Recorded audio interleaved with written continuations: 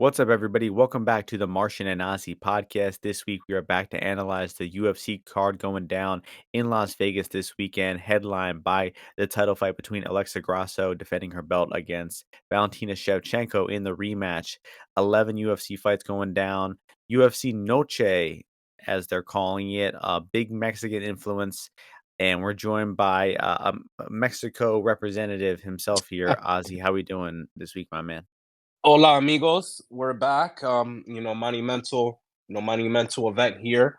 No, but in all seriousness, I am not Mexican, but obviously I've been flying the flag and kind of I don't like to say the word touting, but supporting a lot of these Mexican fighters. Thus far, they've definitely been paying off. In a big way. So cool event going on over here.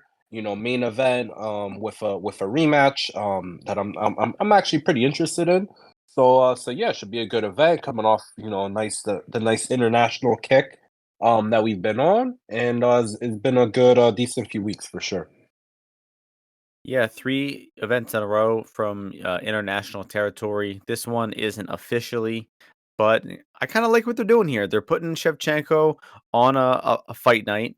They're doing a big arena, the T-Mobile Arena, for a fight night. So I think this is, a step in the right direction. Shevchenko had been the co-main event on so many pay-per-views and had ruined so many pay-per-views, and she finally lost in her last fight. It was great to see, and they're doing it a rematch. I guess she's earned it, honestly. But last week, okay week for me, kind of a slight loss, break even week for me. Uh, Sean Strickland winning in the main event was a Ooh. glorious, magnificent moment. Uh, will go down as I think one of the funniest and just coolest moments to happen in recent history. Not too much else memorable about that card. Dos Santos and Cop was a fun fight. Volkov destroyed. A couple of quick knockouts on the main card. Any thoughts from last week from you? Yeah, I mean, I just thought that Sean did a great job in continuing, pressuring Izzy. Definitely some areas overlooked, by me.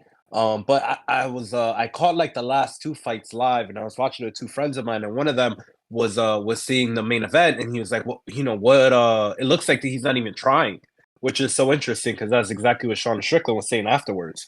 And I agreed, but yeah, that was great. What how I think how he set that all up, and just full commitment. And I mean, if you think about it, it's not that crazy because Sean Strickland has been a very consistent guy, has fought the top of the top of the weight class, has a lot of great wins, and has been around in the game for a long time. So looking forward to him being an active champion. Maybe getting another fight in before the year's over. I'd prefer not to see a rematch, but we'll see what they come out with. But it was a good event for me overall. I think I had a main money line bet in Jusette. I think I went on the our buddy Sean Orr's podcast or whatever his Twitter spaces.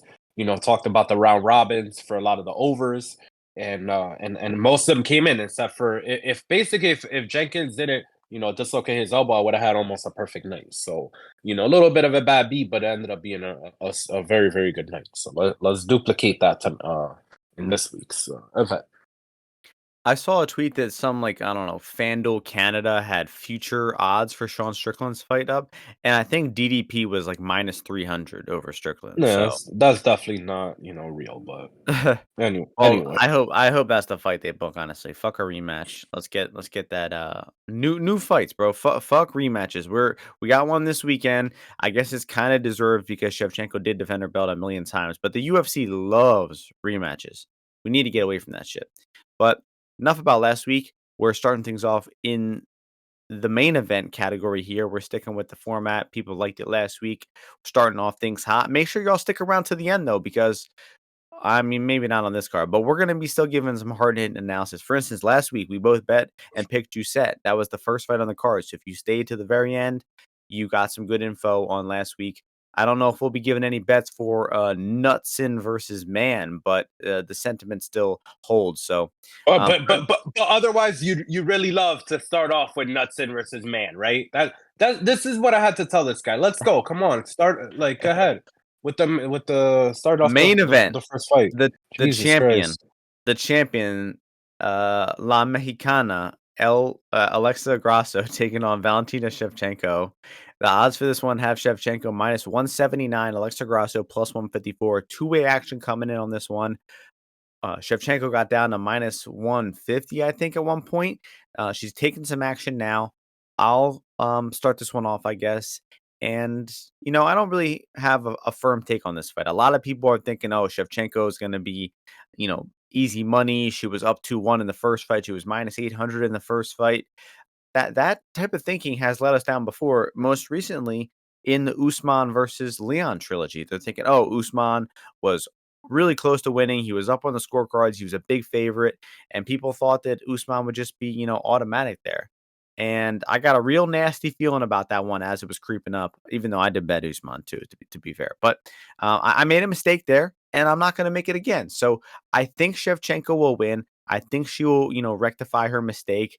She'll just, maybe won't throw as many head and arm throws as she typically does. Try not to get her back taken again. I mean, it did cost her the fight against Grasso. It nearly cost her the fight against Santos. I mean, if this woman has any IQ, she would be like, let me stop going to the head and arm throws and getting my back taken here. So I think Shevchenko will come in prepared, will get her belt back, will win the fight by decision. I think the line on the fight going the decision is probably the best bet on the entire on the fight, because I just don't see where this fight finishing 50% of the time comes from, or even anywhere near, 45 or above. So I'll go Shevchenko decision, and that's enough about this one for me.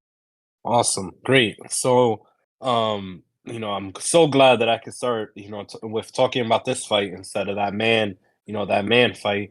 But yeah, so we got this rematch here.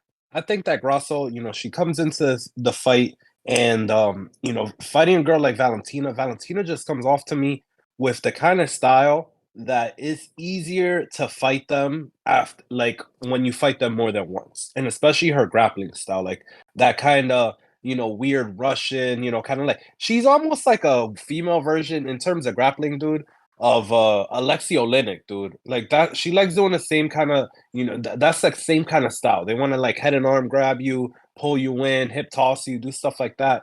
If you've seen any like old school Alexei Oleinik, especially, I know you're a casual merchant, so you haven't. Um, We saw a different but Russian, Alexei Oleinik last weekend, and Volkov using his choke. That's right. Yeah. So that's the kind of grappler. She likes going for this head and arm throw. She doesn't really fight for underhooks often. When like Alexa, kind of used the clinch. Alexa went for a takedown on her.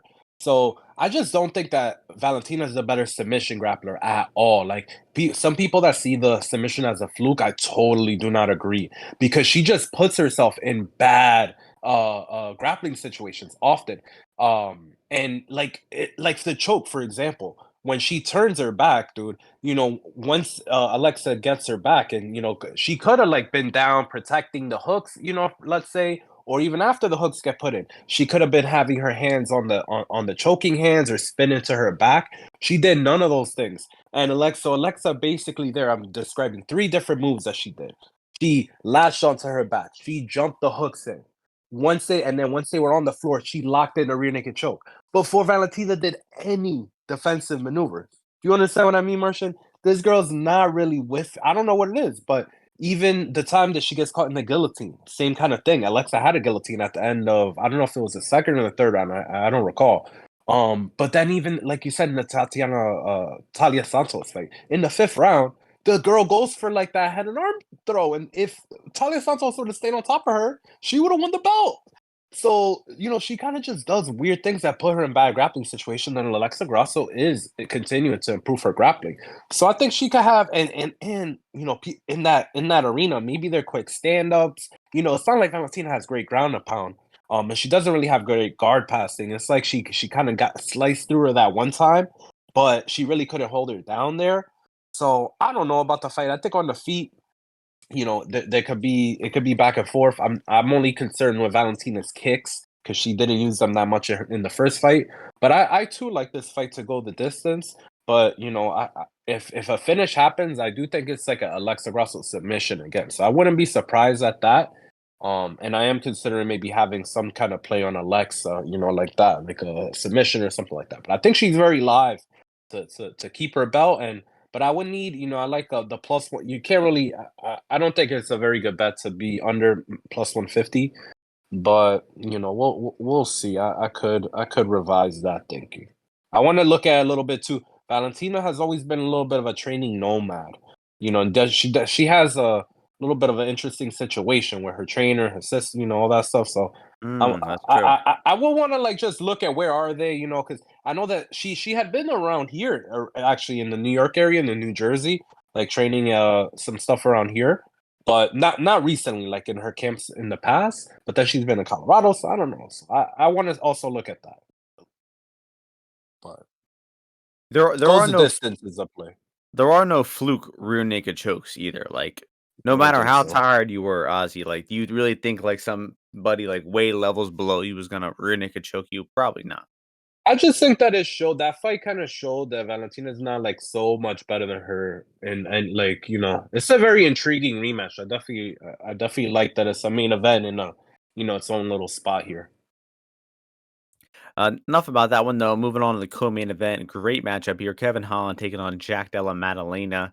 Odds for this one have JDM minus 159, Holland plus 139. At one point, Kevin Holland was a favorite just about a week or so ago. It was kind of a pick 'em line. Yep, September 8th, he was minus 105. Now all the way up to plus 139. What do you think of the big action here on JDM, Ozzy? Man, this is an intriguing fight. I definitely think this is like the gamblers' main event, maybe even the fans' main event, given that the popularity of Kevin Holland. And here in this fight, I mean, it's definitely intriguing for me as well. I do see how Kevin Holland in the past, some of his strategic misfalls, sometimes his striking volume is not that high. So I think he maybe fancies himself more of a one hitter quitter kind of guy, as opposed to like an accumulation and combination guy that like Jack Della Maddalena is. But this fight, I just feel that the durability of Holland could be big here. Maddalena, with the as he's been going up the ladder, I feel the guys have been taking the shots a little bit better. And Kevin Holland, for one, has I don't think he's ever been. Maybe I think he has one loss by knockout, but he's the one that usually does the knocking out. So I do think that Madalena sometimes invites some big strikes to come his way with his you know pressure style and aggression. And I do see some openings potentially if Kevin Holland is able to withstand, keep his guard up, see some of these shots coming. Uh, Him offering something that could trouble Jack. But this line's been going back and forth a lot.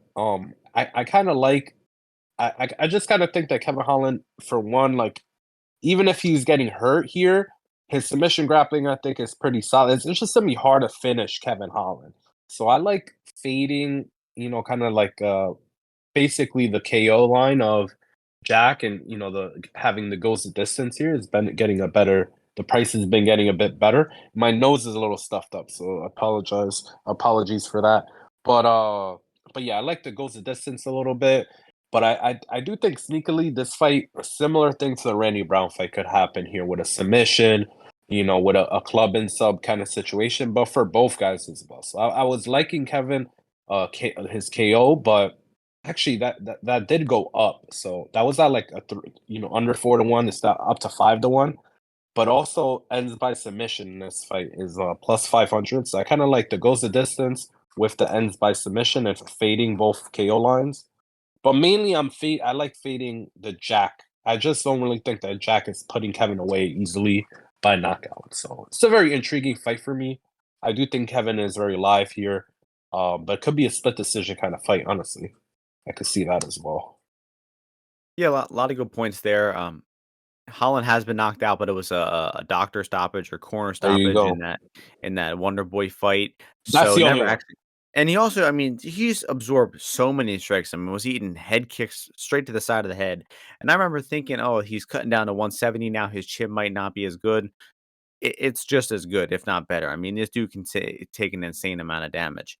So, and if you look at the way that Holland's been finishing guys, kind of outside of Chiesa, has been waiting to like wear them down. Alex Oliveira had success early. Tim Means had success early. They both ran out of steam in the second. Ponzinibbio, super old. It still took him till like the 13th minute of the fight to finish him there. So I don't think that Kevin is going to finish Jack here personally. If he did, it would have to be by sub. But I just don't see that happening. I know we saw Angelusa put him in a sub back in the day. Honestly, that win continues to look better with Angelusa, racking up wins in the UFC too. But And I let's just think, think what would Kevin Holland do to recent key? he would win. Let's yeah, he'd win. So, I think there's a slight chance of a Holland sub here, but I also do agree with Ozzy's point is about the KO. I mean, plus 185 for the KO, not good enough for Jack here. I mean, I do think he's the much cleaner boxer. I do think he's going to put some hands on Kevin here and probably put him in some bad spots. I just don't see him, following up. Like Ozzy said, he mentioned that JDM hurts guys often, but he kind of they fall to the ground. He has to follow up. He follows up with either strikes or with submission attempts, like the Brown fight. I just don't see the follow up after hurting him being easy for JDM here. He's going to be a little bit worried about Kevin tangling him up on the ground at some point. So the fight, going into the third round and going to the decision, I think is a good angle to play this fight. I don't know the odds on starts round 3 exactly right now. I It's can't like see it's 'em. like pick up -110. Yeah, so I think starts 3, maybe even over 1.5 here as well. It's at, minus 165 on some books. I think this one's going long. I think it's gonna be a JDM decision. I actually have JDM money JDM line here. decision is that's interesting. It's like 350. I think you could get that. I think maybe more, right? Yes, 350 on some books, 370 on one. Mhm.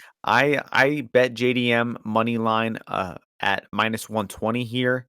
And I think this one actually will somehow stretch to a decision. It'll be competitive at times, but I just think Jack's going to land the more damaging strikes.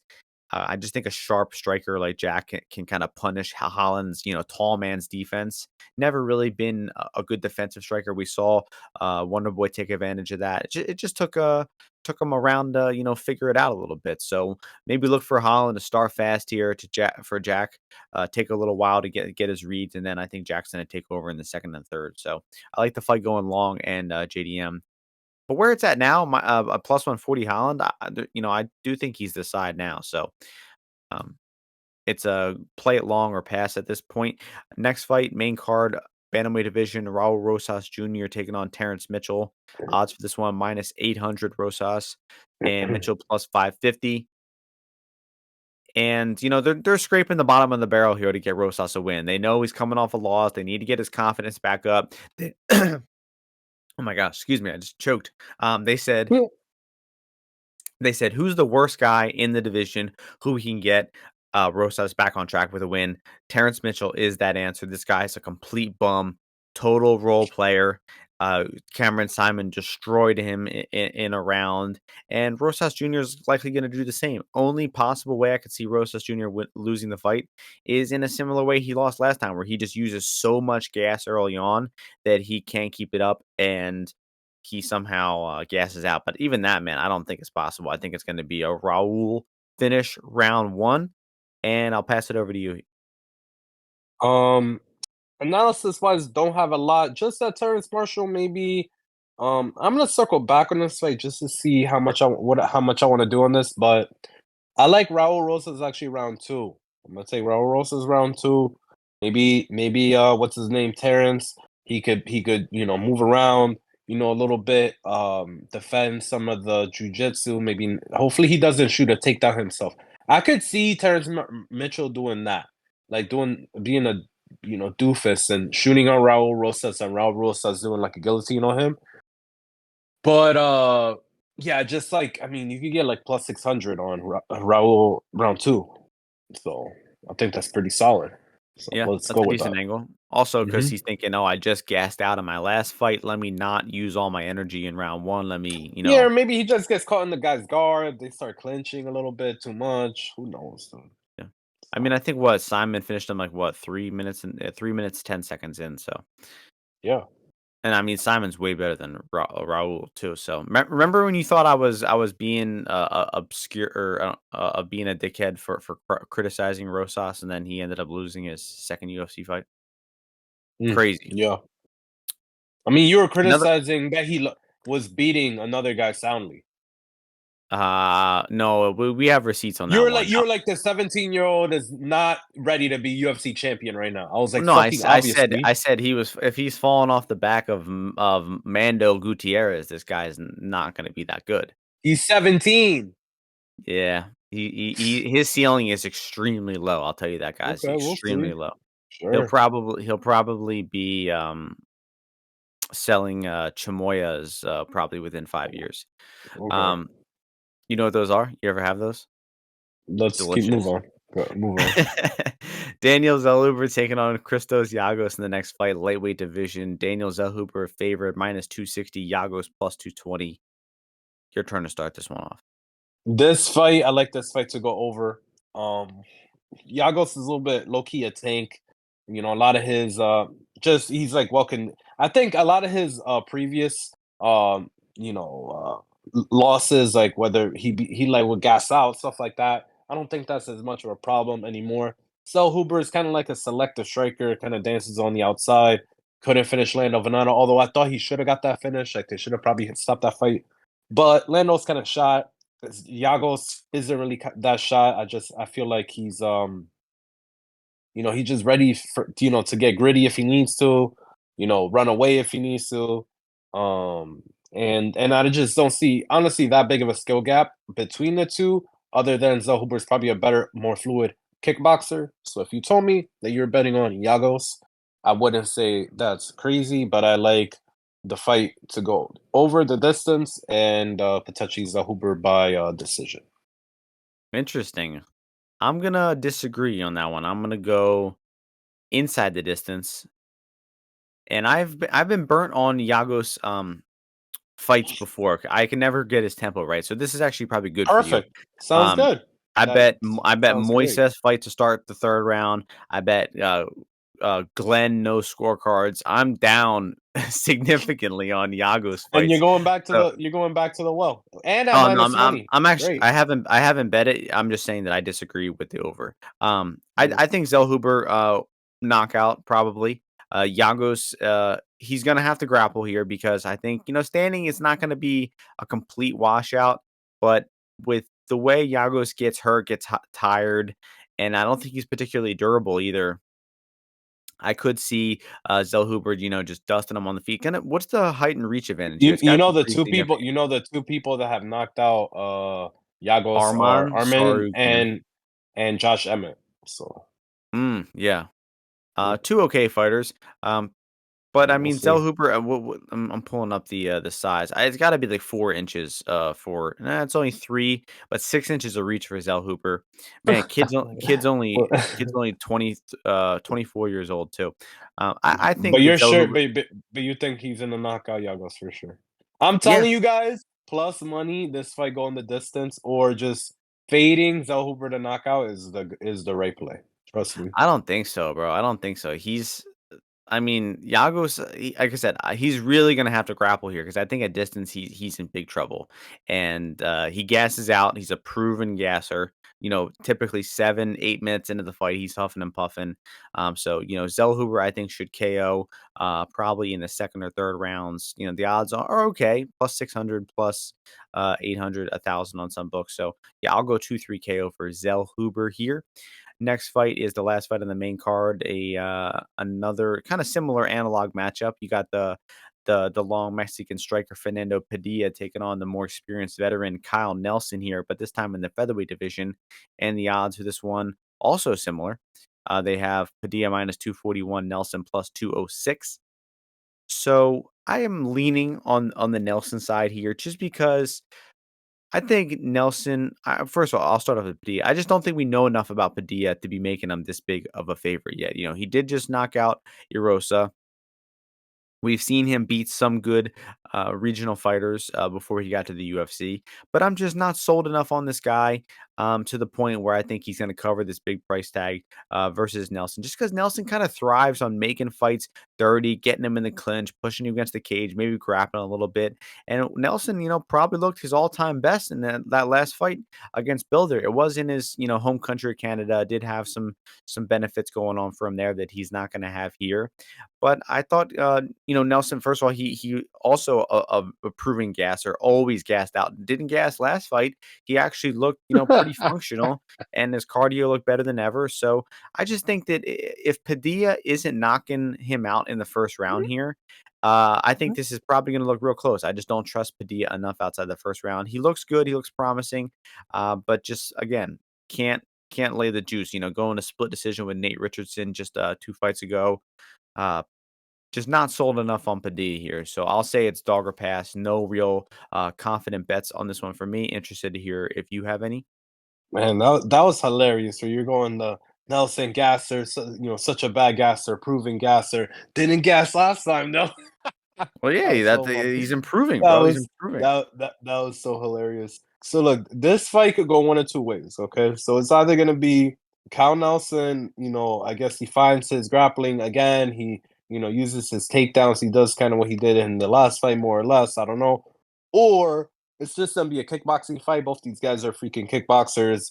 And it's gonna go 15. It's gonna be a 15-minute kickboxing fight, and they're giving us plus 115 here, or plus 155 on the over 2.5. I think that's crazy. Plus 180 on the goes the distance. Again, I think that's crazy.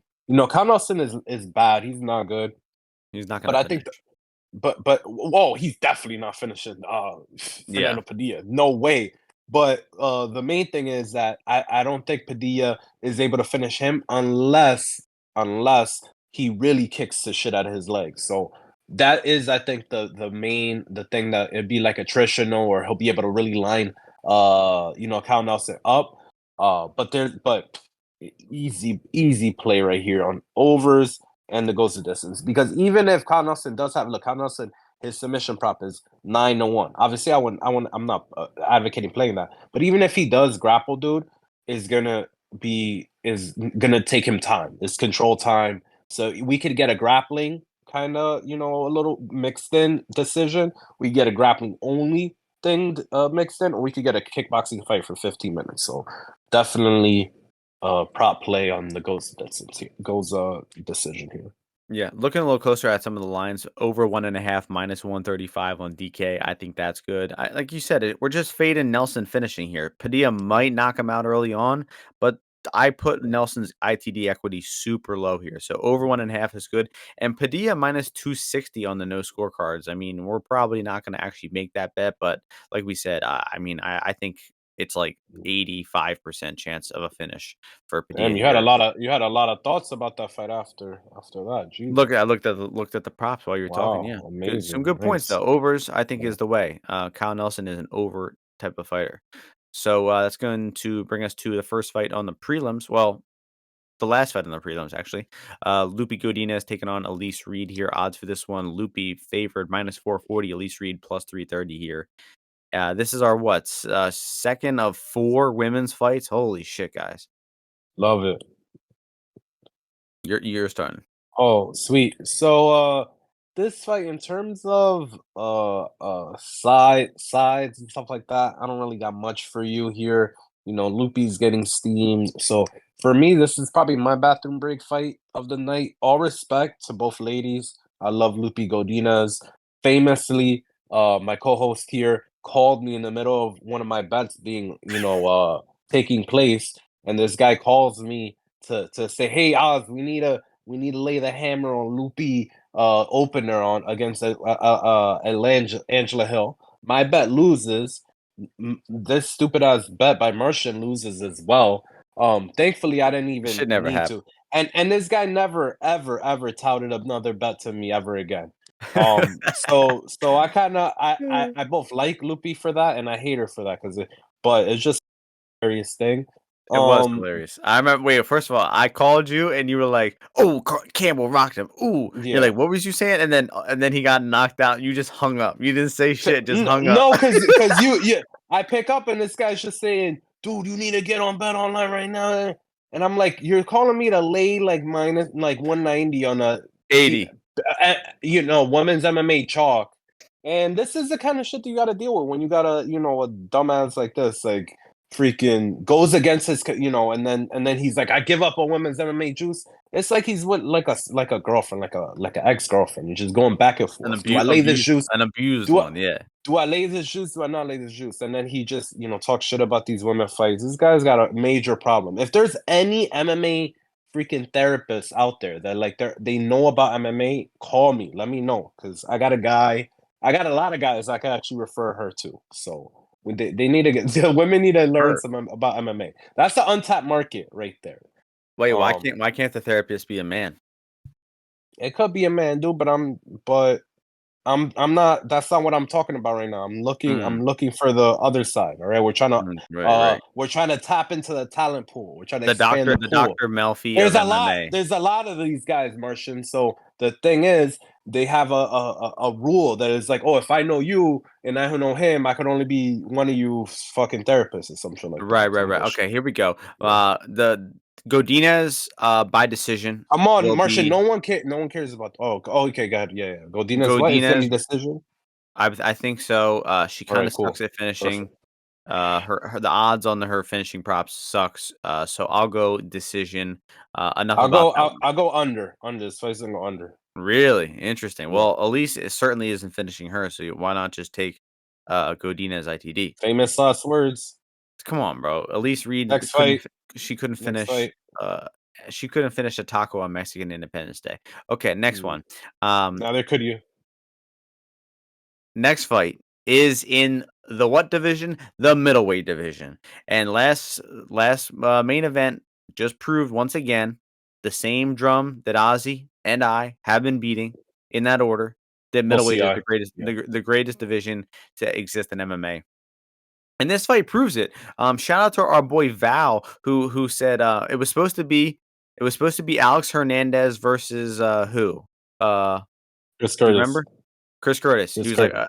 and then he tweeted weeks ahead of time. He said, "Oh, it'll be great when this fight turns into Roman Kopylov versus Josh Fremd." Somehow predicted exactly Oh, I didn't what know that that. was going to be. Nice. Yeah. So That guy this could only fight, predict bad things, so he can't predict. yeah, that's why I like him.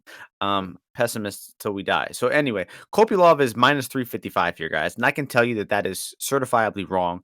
Josh Fremd is the side, is the bet on this one. He is a value bet right here, probably the value bet of the month of September, honestly, because they're giving you 3-1 on a middleweight fight. Josh Fremd is the better grappler of these two. Kopylov is not good on bottom. I don't love Josh Fremd's wrestling. It looked pretty bad against Josh Pickett, but you can't ignore the fact that Jamie once, Pickett. yeah, what I say, James. Josh. You better Oh, put some respect on his name, bro. yep. So I'm just staring at the name Josh on Frem right now. So at any point, if Frem gets on top, he's gonna be on top for a while probably. And the striking here, it definitely favors Kopylov. He's a slick southpaw striker, good body kicks, really fast on the feet. But it's not like Frem is going to be completely blown out of the water here, honestly. So it's middleweight. It's a high variance fight. I like the 3-1 dog on this one. And it's an easy value play on Fremd at these odds. I agree, especially if you get the 3-1, 3 plus 310. But what I like also here, I like three bets on this fight. I like Josh Frem on the money line. If you get 3-1, or once you get 3-1, shop around or whatever, maybe wait for it. I like the fight to go over 2.5 or go to the distance. Wow. And I like potentially Kopylov round three. Round Mm, three. So I feel like that covers a lot of iterations. They're all nice plus money. We can have a nice ticket there. So we got a lot of ways to win that bet, right, Martian? We win if it goes to decision, we win. If Josh Frem wins by decision, we win a lot. If Kopylov finishes him around three, we win too. It's like 9-1, right? I said. And I and then if it's a decision, boom. So Josh I Frem can't is co-sign. not is I don't care. I don't care. Josh Rum is not finishing Roman Kopylov. That's the problem. Sub This could be guy's sub. he's got no, he's not submitting him, dude. Could be very well could be sub. He took 2 rounds to fucking submit Cedric Dumas. Dumas doesn't know any grappling. Roman Kopylov has Tell been that to grappling. Cody Brundage, bro. Cody Brundage sucks, dude. Well, And Dumas and did and I said Cody this before Brundage that is on fight. the same level as Josh Fremd almost, more or less. No, come on, They bro. Don't actually are. disrespect him like that. Don't Dude, disrespect him like that. they're BFFs, dude. Don't disrespect I him like do that. agree that Josh Fremd is the right side, but like Martian, if Josh Fremd submits him, you still win. Yeah, no, I'll be on No, I'm saying in Fremd. on those. I'll be on Fremd sub here as well, 8-1. What's that? 8 to that's not a good price, dude. That's good. It's real good 8 when you to think 1 about is it. not a good price, dude. It's real good when you think about it. Because Um, he was not able to be held down that bad by Darayev. You're acting like his grappling is that bad. It's not that bad. he got fucked up by Duraev, and Dude, it took Darayev everything but it Duraev's had a in him. bum. We know that now. Not at grappling. Pretty much everything. He's a bum. You But you would take you would definitely take I would take Fremd over Fremd Darayev. over Duraev. Yeah, I would. You I should would. max bet Fremd here. No, just a value bet. Okay, That makes no sense. next fight is gonna it'll be like somewhere in between 0.75 and 1 unit on Fremd, with a little bit of sub as well. Sure. So But you understand if you rate those guys like that, that Fremd no, should it's be a gonna huge be bet. at least a unit actually. I'm sorry. At least a unit. So, Alright. next fight is an absolute certified banger. One of the most exciting fighters in the history of the UFC. Also happens to be 0-4 with 4 finished losses. But that's beside the point. Daniel Lacerda taking on Edgar Chairez. Odds for this one have Chairez minus 235. Da Silva Lacerda plus 200 on this one. Your turn to start this one off. Cringe. I like Chairez by submission here potentially. I think you get like I think last saw it was like 4-1 plus 380 something like that. I didn't really look at this fight too much, in terms of analytic punch kick analytics. Not too sure about it. I just feel that Chairez I mean, honestly, he looked bad against Tyra, dude. He didn't like some of his reactions I didn't love, but he just goes for it. And Daniel Lacerda, once he starts wilting, I just feel like a submission is very possible, especially for a fight that people think is under all these kinds of things. It's not like freaking Chira's got, crazy power and shit. Like club and sub, I feel in flyweights a lot of times are good, and this guy will go for a submission, and he's looking for a performance bonus for sure. So I'll take the submission. So I've got some thoughts on this one. So people obviously have finally caught on about Lacerda, that he has a gas to fight about 1 round. Yeah, no, 1 round. That's how much gas he has. Uh, But they're at the point now where they seem to be fading him and betting him no matter who the opponent is. And it Betting seems like against him. Betting against yes. him. I said fading him. Okay, sorry. Um so there are some guys like Molina and Altamirano, okay, I understand. But then Figueiredo was slight plus money. Um, but I mean Vergara, I had doubts about Vergara going into that fight. Like, are we really sure that Vergara is good enough to make minus 250 seem super easy here? And it turns out he wasn't. I mean, he got nearly knocked out like 3 times in the first round.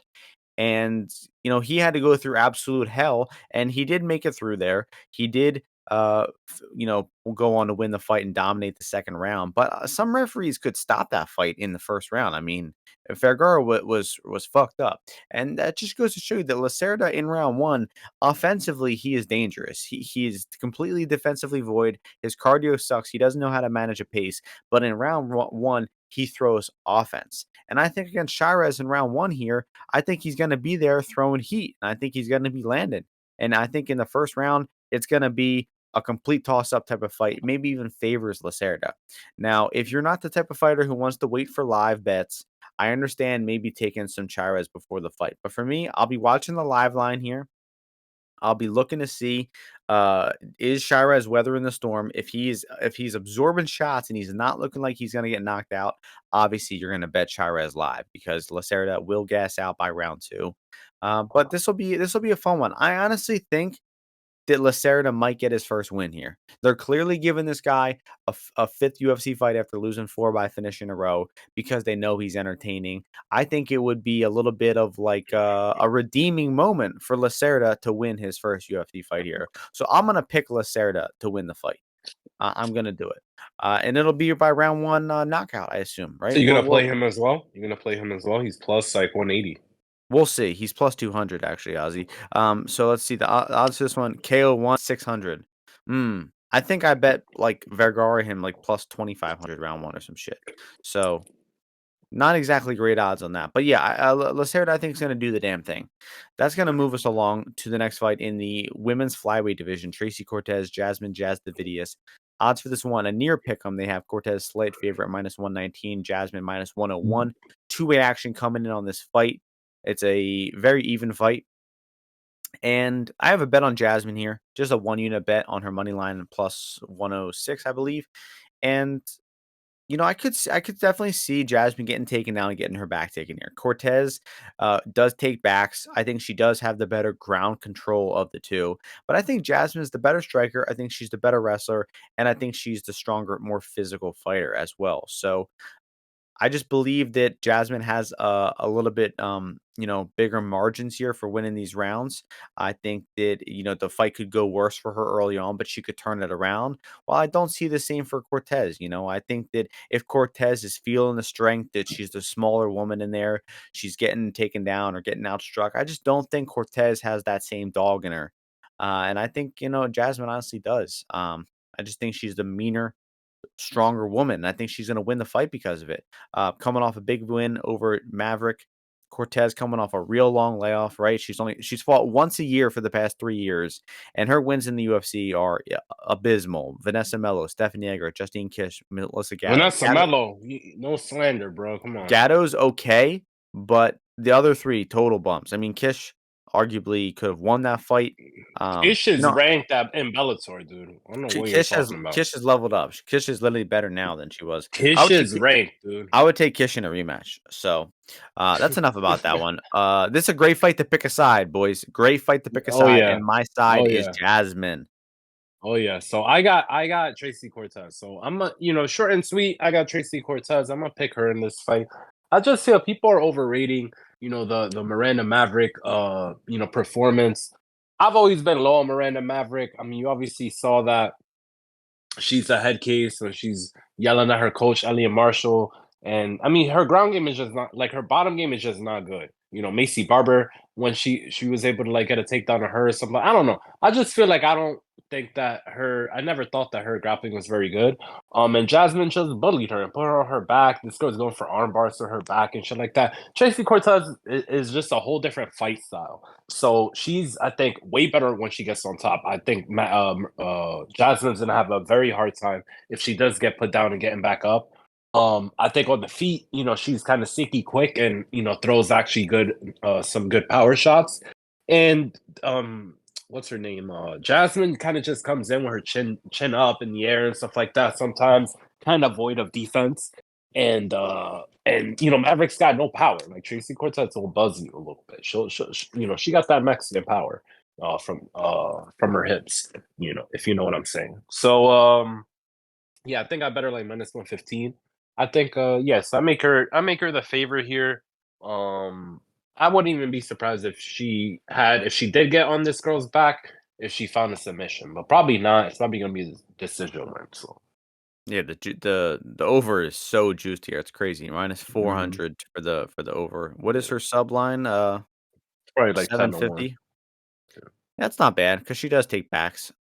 I think she will have the better ground control when she gets it here. So next fight is a fight two guys making not their debuts. Charlie Campbell making his UFC debut. Alex Reyes making a comeback after 4 years. Lightweight division. Charlie Campbell is the favorite minus 525. Alex Reyes plus 400. Your turn to start this one off. Who you got? Yeah, interesting. So you got Charlie Campbell in this fight. So Campbell's from the Sarah Longo camp. I think he's had the fights that he did have in like CFFC and stuff like that, and even that one Bellator fight, I definitely think showcased a lot of his his skills and his attributes. Right, he throws a lot of volume. He fires in a lot of leg kicks. Stays long with his strikes as well. And he fought a decent, level of competition, I thought, overall. So obviously he got caught against Chris Duncan. So that's that loss there.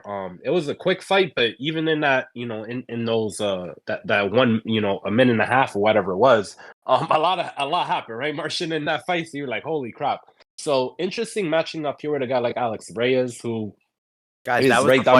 that was the fight we were talking about where I called Ozzy about the opener, by the way. Yeah. So we got Alex Reyes here, who he's got like 13 wins, right? Only by finish, right? So he's never been the distance. Has that big layoff, and he's going down in weight, right? So I think probably naturally he was maybe a smaller guy and wasn't cutting weight, or I don't know, maybe it was for the opportunity and stuff like that. So big unknown on his side of things. Now, would you would think that he's gonna look to grapple a little bit here, Martian? How do you feel about that? I have no analysis. Right. I'm sorry. Perfect. Yeah, so I would think he looks to grapple a little bit.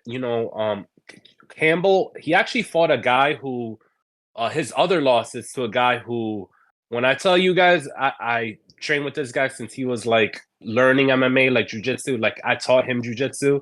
This guy Anthony Newton. So if anyone can find that fight, I watched it. His one loss, I watched it. It's the most crazy wrestle fuck you'll ever see in your life. And this guy wrestled like 1 year in high school and trained jujitsu with me. And and he did that, a bunch of years after we were training actively. But that was really interesting when I had saw it, because I was like, wow, like it was just an insane performance. But I'll tell you that Campbell has a great gas tank. It was hard for him to hold him down. This guy was just gorilla strong. So if you do see that fight and have any feelings about it, he's definitely a legit wrestler. So I just think that this fight's probably gonna finish early, because Campbell just gets off to such a great start.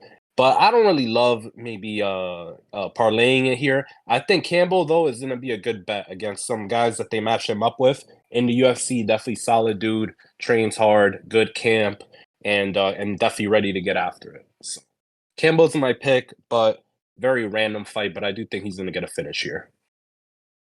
Yep, Campbell should be under 1.5. At the money line, though, I mean, there's just too much unknown, and it's such a low level fight that plus It's not a 400 low level Cortez. fight. Not a low level fight. Yeah. Um, yeah, I mean, who the hell knows what to expect from Reyes? He wasn't good 4 years ago. I doubt he made any improvements. Surprised he's still even on the roster, honestly. He is fighting oh no, bro, it's not even 4 years, bro. It's 6 fucking years. That's crazy. It's exactly 6 years to the day from when he got knocked out by Mike He has Perry. been in his pictures. I think he's been in camp like Moreno, like training with whoever those people are. So Yeah, I don't know what the hell he's been doing, but yeah, should be Campbell under 1.5. Honestly, the under 1.5 is probably still value at this point. Campbell just fights like such a madman.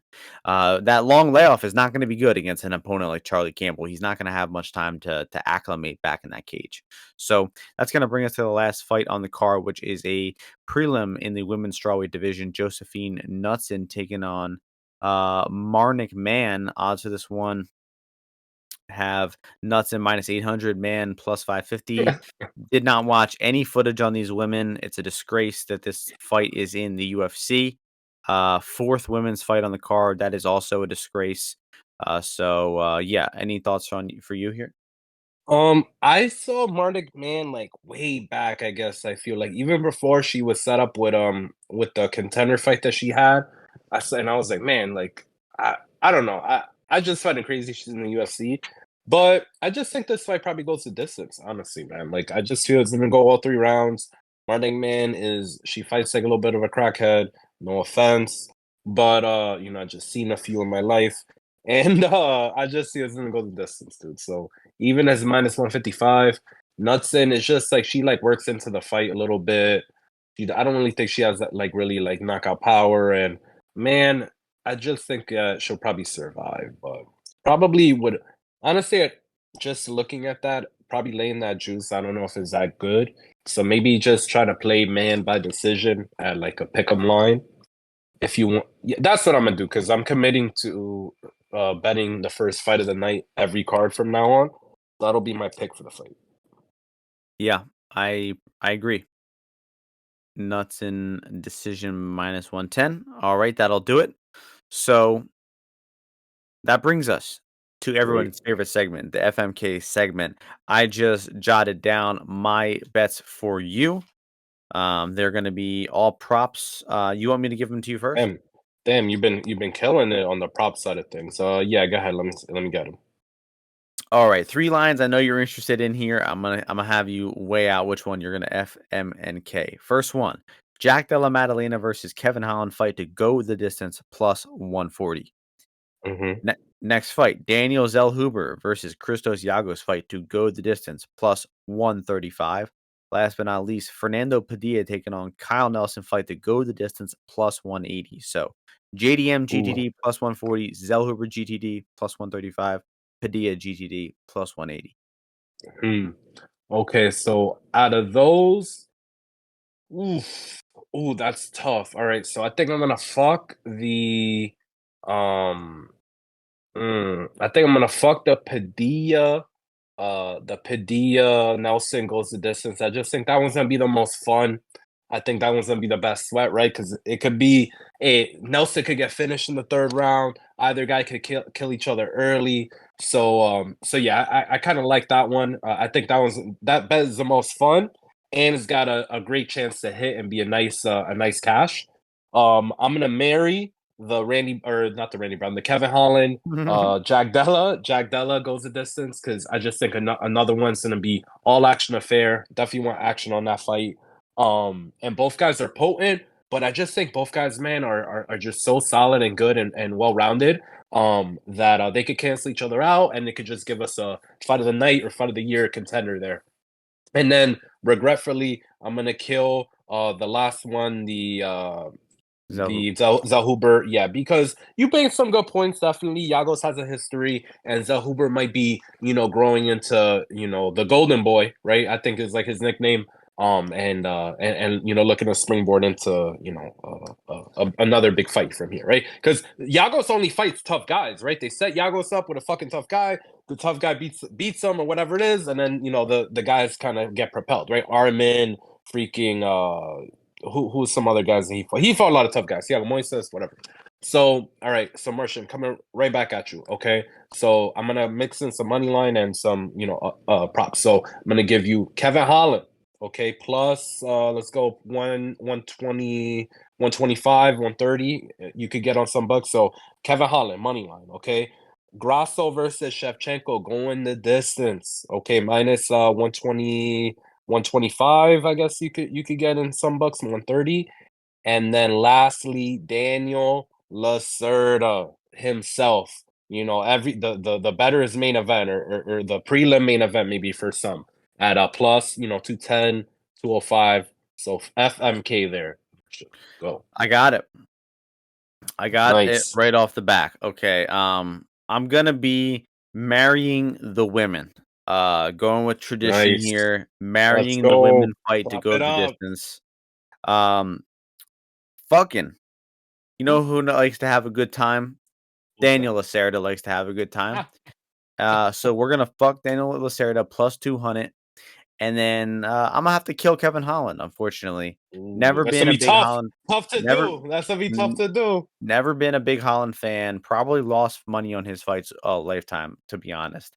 But that's what I got to do. Marry the women. Fuck Lacerda for a good time, not a long time, and Kill the black Holland man. kill.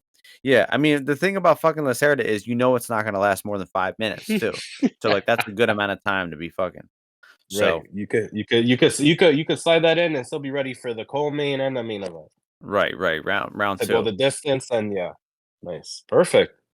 All right, and that'll do it. We got one more UFC event next week, and then I think we got like 2 weeks off or something like that. So Let's go. I love it. Get your um, Halloween costumes in those 2 weeks. Go to pick the apples, pick the pumpkins. Get it together. Plan ahead of time, guys. Women love a man who plans. So plan ahead of time. Don't wait until Fiziev is on his back. Or Gamrot's in north south on Fiziev to then be like, oh my god, let me plan these next 2 weeks. Do it now. that's good, great advice there. Um, We're in the midst of NFL season. The Birds are getting it done. How'd the Giants do in their Oof. first game? Oh Lord, I don't honestly, Martian. I wouldn't wish that as the first game of the year on prime time on my worst enemy. I'll tell Mm, you now. So, tough defense to go against. Week one that they've been getting ready for us the whole year. That game was insane, though, dude. That was the craziest back to back in like one stadium I think has ever happened, and just like a crazy ass. All three New York teams lost so bad in week one because we got our ass whooped. The Jets won, but they lost. And the Bills fucking what the fuck was that? So all yeah. in the same stadium. I never have I seen Some anything calling like it the that. worst week in New York since And all 2001. on 9/11. Yeah, basically Yep. all happened on 9/11, dude. That was they should have offered that parlay, like Well, all New the York Jets teams to won get though. The fucked. Jets won though. They ended up winning. Obviously, one of the New York teams had to win there, but they fucking lost, dude. Right. True. True. Overall, yeah, with the boy That was a Roger. crazy week one, dude. You This know shit who else is lost? scripted, dude. Lost on Monday night. The anti-vaxxers. They lost. Yeah, they lost. With their boy Aaron going down. You know who won? You know who won on Tuesday Night Contender Series? Oh, we did. Shout out. Peru. That was good. Shout out the syndicate, JT. JK. Don Kelly. Yeah, Don Kelly. Shout out. Keep chopping wood. Let's get this win this weekend. End it, Martian. Go ahead. Word. We out of here. Thank you all for listening. I hope you all win some bets. Enjoy the fights this weekend. We'll see you all before the next UFC event next week. Peace out, everyone.